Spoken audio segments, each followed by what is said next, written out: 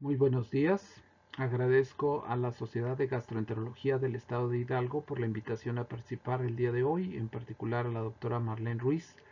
Y yo les voy a hablar del abordaje del niño con dolor abdominal crónico. Eh, Tenemos el caso de Max. Este jovencito tiene 12 años de edad. Ha tenido dolor abdominal diariamente en los últimos 4 meses, con un previo cuadro de gastroenteritis que se autolimitó. Ha dejado de ir a la escuela por espacio de 20 días. Se presenta con un dolor matutino en el cuadrante inferior izquierdo como un calambre asociado a distensión abdominal.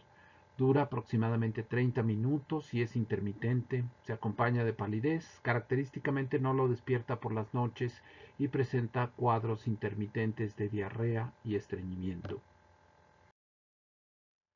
A la exploración física, el niño luce bien nutrido, en percentiles adecuadas para peso y talla, y no encontramos ninguna anomalía, tan solo leve dolor cuando nosotros hacemos la palpación del abdomen.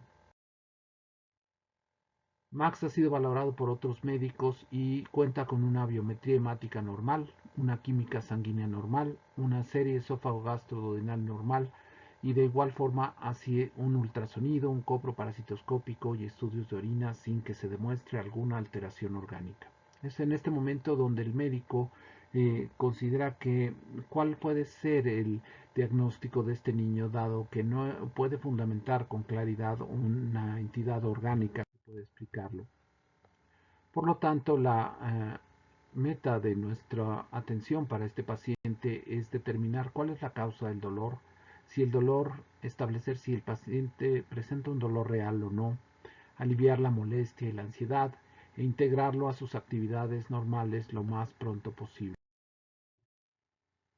Debemos recordar que dentro de los niños con dolor abdominal crónico eh, va a haber una alta prevalencia de trastornos funcionales del aparato digestivo que presentan síntomas recurrentes en el paciente sin que exista una enfermedad estructural que resultan en una verdadera problemática para vivir, generando frustración en médicos, en los padres y en el mismo paciente, dado que van de un médico a otro tratando de encontrar un beneficio sin encontrarlo y frecuentemente son minimizados sus casos.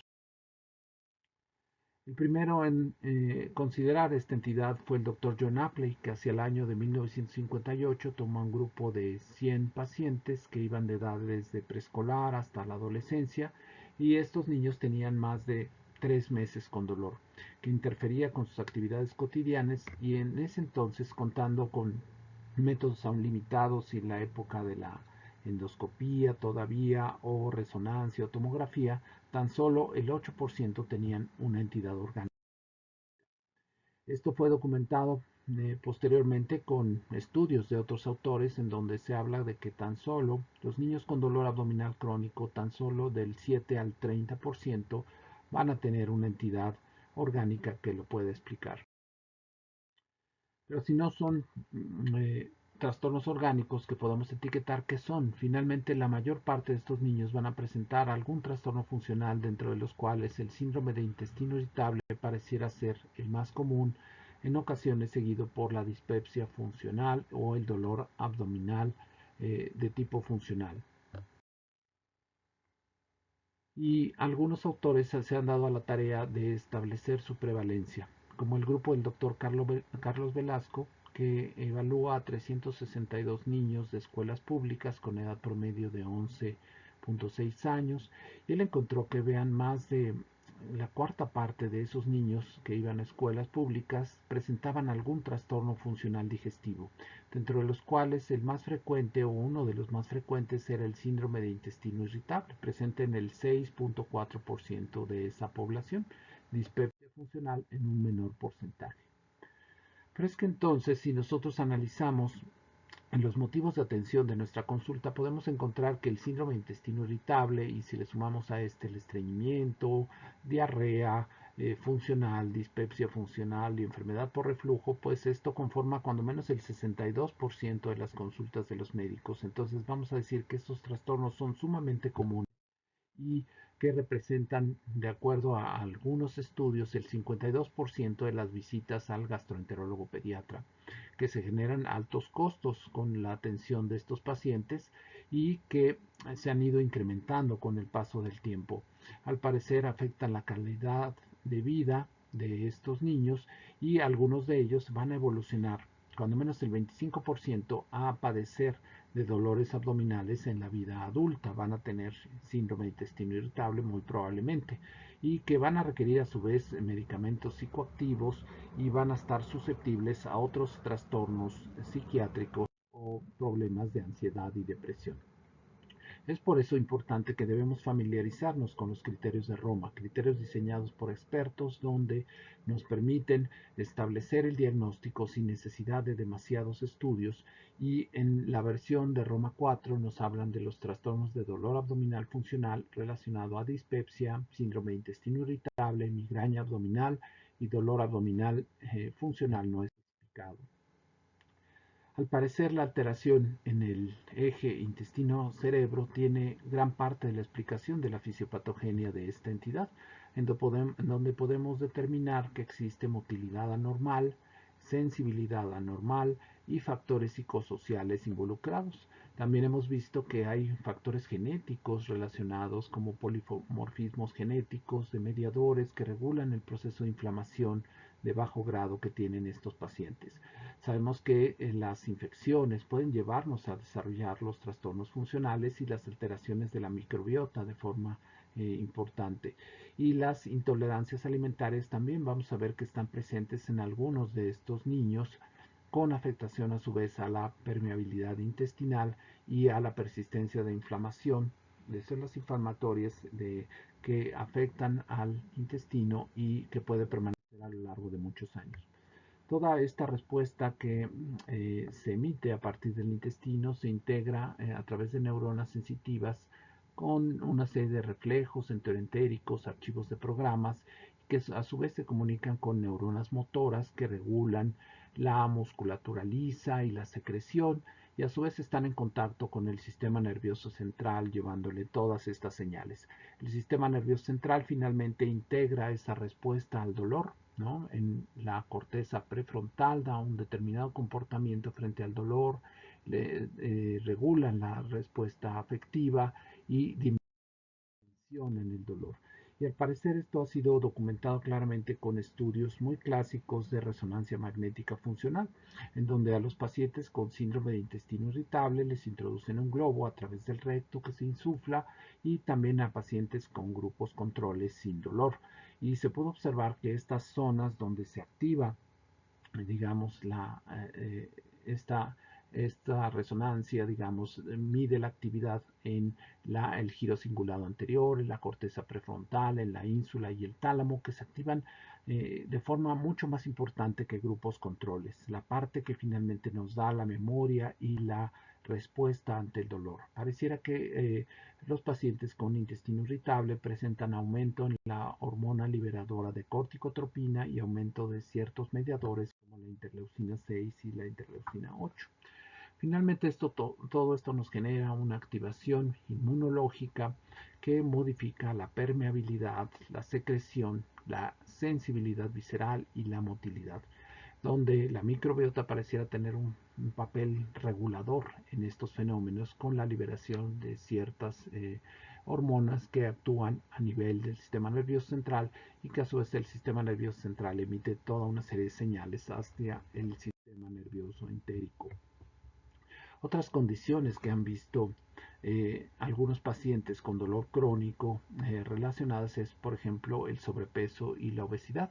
En estos estudios que muestran que los pacientes que tienen sobrepeso y obesidad presentan trastornos funcionales de forma más común que la población que tiene un peso normal, principalmente dispepsia funcional, el síndrome de intestino irritable y también estreñimiento. Los pacientes con dolor abdominal recurrente de manera más frecuente cursan con depresión y ansiedad comparado con los grupos controles, y es frecuente observar el dato tristemente reportado del abuso físico y sexual de estos pacientes que finalmente los lleva a tener estos problemas en el futuro. Pareciera que estos eventos tempranos en la vida, niños que han estado en las terapias intensivas, con catéteres, que han sido sometidos a cirugías, pudieran tener una mayor predisposición a los trastornos funcionales relacionados a dolor. Son niños que manejan a su vez mayor estrés psicosocial.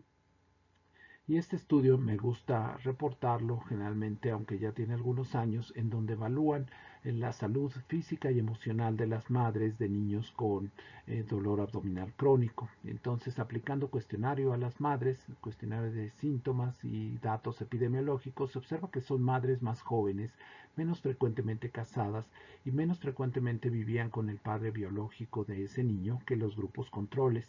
A su vez presentan más fatiga crónica, migraña, somatización, el mismo síndrome de intestino irritable y ansiedad y depresión que aquellos niños que las mamás de aquellos niños que no presentaban dolor, ¿no? Por lo tanto, nos habla de que la convivencia con alguien cercano con estas características también puede ser un factor importante.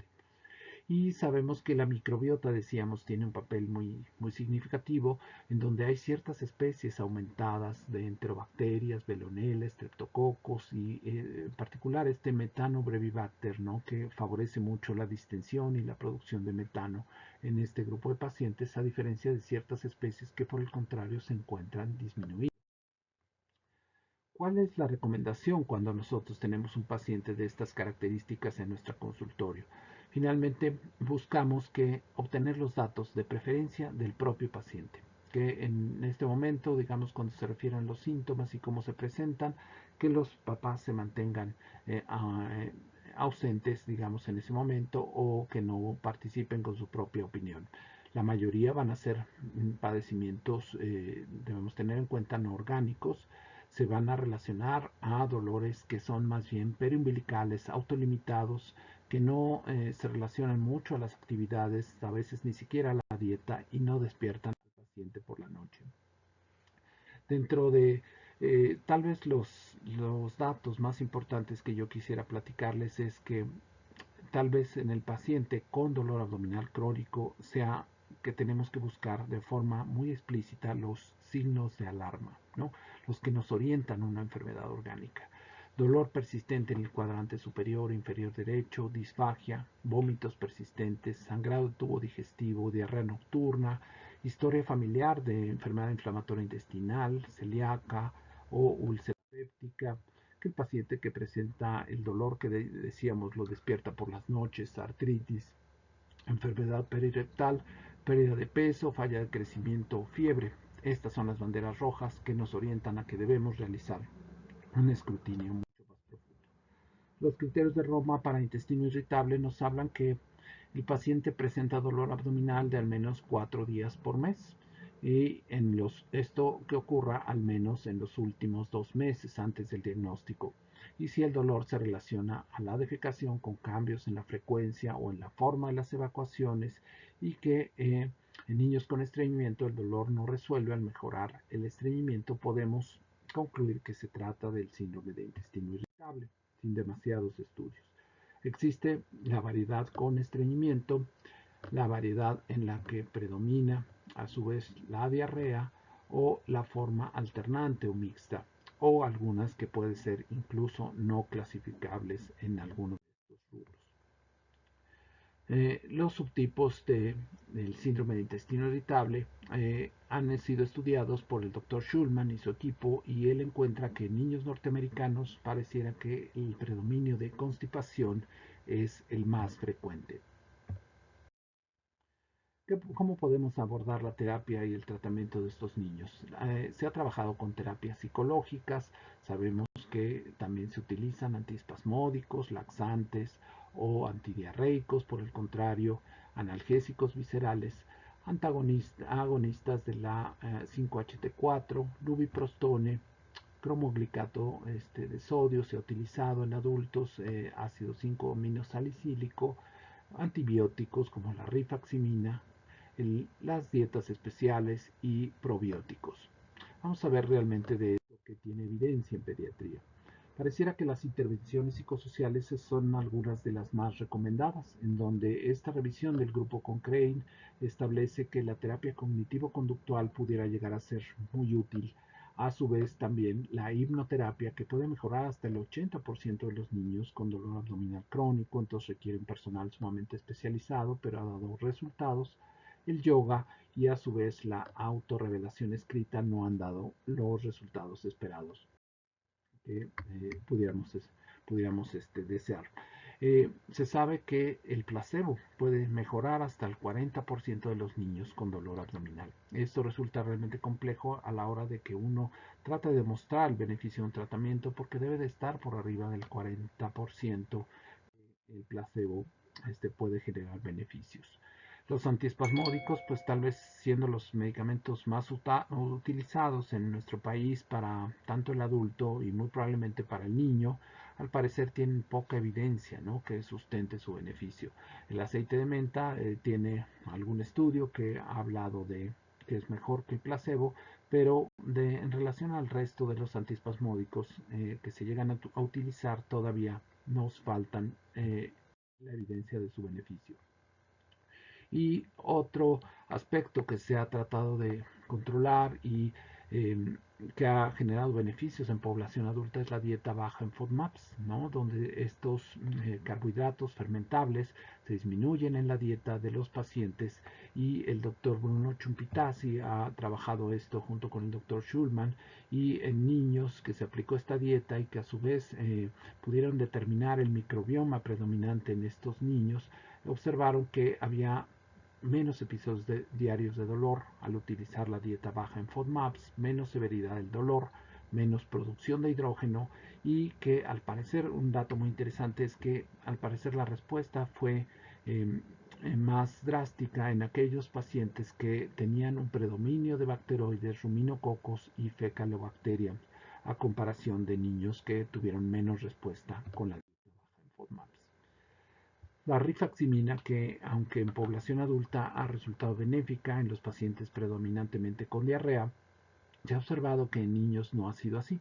Los pocos estudios que hay, ensayos controlados, no han demostrado su utilidad. En este estudio, en donde se utilizaron pruebas de hidrógeno para determinar el sobrecrecimiento bacteriano, pruebas de metano también expirado, niños con intestino irritable comparados con controles, administraron rifaximina 600 miligramos por 7 días y observaron si realmente había beneficio de los pacientes, y se observó que había mejoría sintomática en aquellos pacientes que presentaban sobrecrecimiento bacteriano en específico. Los antidepresivos reguladores del dolor al parecer también se han utilizado en niños, principalmente los tricíclicos, y no han documentado hasta el momento ser de beneficio ni mejores que el placebo. Los probióticos ha sido toda una línea de investigación en la pediatría, y varios estudios han documentado que el uso de lactobacillus GG dados en periodos de 4 a 8 semanas disminuyen algunos de los síntomas del intestino irritable, como la distensión en algunos casos, la frecuencia o la severidad del dolor. El doctor Guandalini también encuentra que la mezcla BCL3, mezcla de probióticos, puede mejorar varios de los síntomas de dolor abdominal crónico o de cambios en las evacuaciones en los pacientes con intestino irritable. También se ha trabajado con cepas de Lactobacillus reuteri, donde ha disminuido la intensidad del dolor en estos estudios, no en algunos de ellos no disminuyendo la frecuencia, pero sí la intensidad del dolor.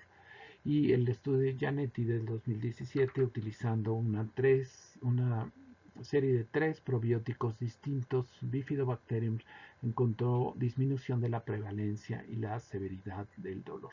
Por lo tanto, los probióticos han mostrado un beneficio, ¿no?